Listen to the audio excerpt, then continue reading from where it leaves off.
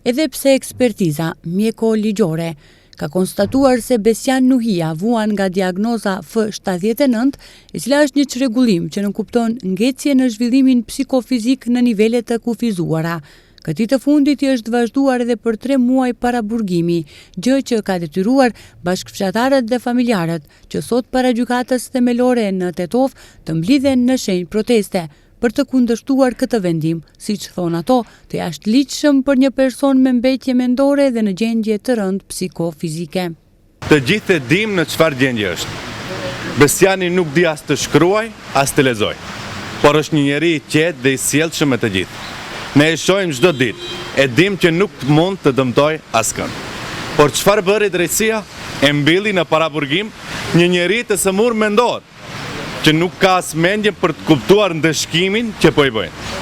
Ekspertiza mjekësore ka thënë qartë se ai nuk është në gjendje të kuptojë përgjegjësinë ligjore, por prapë gjykata dhe prokuroria e injoruan këtë fakt dhe vazhduan ta mbajnë të mbyllur. Ndërkohë, kriminalët e vërtet janë të lirë.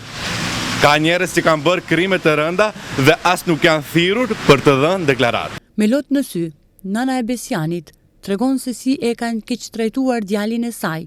Ai ka qenë i rahur barbarisht dhe nga raportuesi, por dhe nga policia.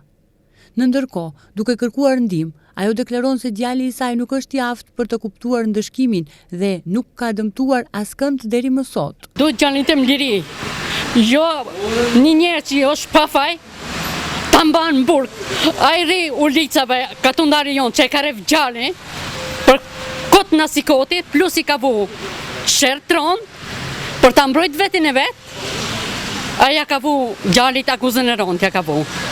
Fëmija jem nuk ka konë asi fëmijë që jonë dhënus, vjedhin, bëjnë probleme. Gjalli jem e ka diagnozën pi i vogël është, me diagnozën është. Për 7 orë gjallin, ma kanë marrë, ma kanë qunë burg.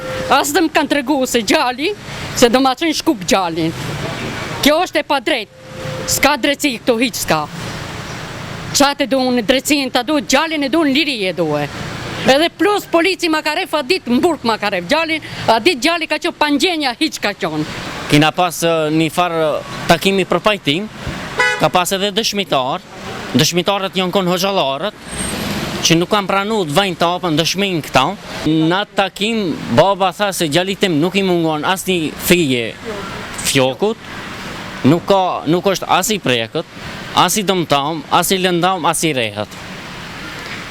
Kjo do me thonë është i zjavë e rrenjshme. Besiani po vuan para burgimin në bazë të akuzës për vetkënaqje në prani të një të mituri që 37 vjeçari më datë të 3 janar kishte paraqitur në sektorin për punë të brendshme në Tetov, se natë më parë BN kishte dashur të kryente marrëdhënie me djalin e tij të mitur 11 vjeçar.